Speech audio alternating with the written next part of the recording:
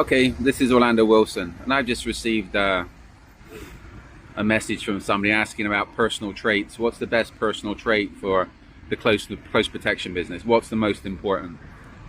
I would say the most important personal trait you can have is patience. You have to be patient. You have to not only be patient, you have to be able to stay alert and handle boredom. What this business is about most of the time is waiting on people, waiting on clients. If you're doing surveillance, counter surveillance, you're waiting. You're sat in cars, waiting. You're on the street, waiting. If you stood in the rain, waiting. I was saying this to somebody recently who's in the business, and it's like we spend most of our lives, well, a lot of our careers waiting on other people. That's all we do, wait. British military term, you stag on. All close protection is stagging on. But even though you might be very, very bored, you still have to remain alert, and this is where a lot of people fall down. I remember years ago when I started in London, I was doing a lot of hotel corridor work, and that entails nothing more than sitting in a hotel corridor and remaining alert. When somebody comes up through the elevator, comes down the corridor, you stand up, yes sir, madam, etc, etc, etc. So I say to people, it would be a good CP course just to put a chair in a corridor and get the guys and girls that want to get into the business to sit on that chair for 12 hours at a time, suited and booted, be smart, be alert.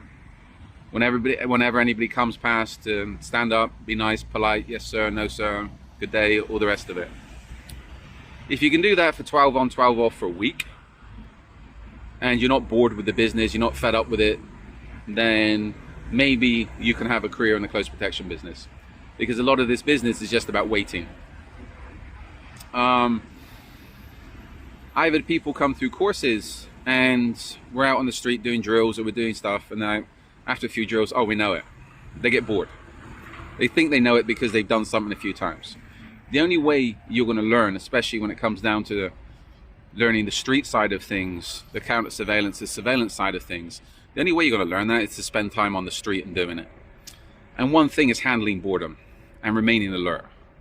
You might be able to do things for an hour and it's cool the first time, but try doing it for days, try doing it for months, try doing it your whole career. So I would say the most important traits, personality traits, etc., you need to have patience, and you need to be able to handle boredom, and you need to be able to remain alert, not switch off. To me, it's easy. I can always people watch. You can always see something going on in your environment, unless you're in a hotel corridor, then it's very difficult. On the streets, there's always people to watch, observe their body language, observe what they're up to. Are they watching you, etc, etc. So to me, especially on the street, especially if you're working with clients that have a specific threat or issues, there's always stuff to look at. You just don't switch off. But some people don't see things that way, and they just can't handle the boredom and they switch off very, very quickly. So again, personal traits, as always, awareness. You got to be aware, you got to be able to handle boredom, and you got to be able, and you got to be patient, very, very patient.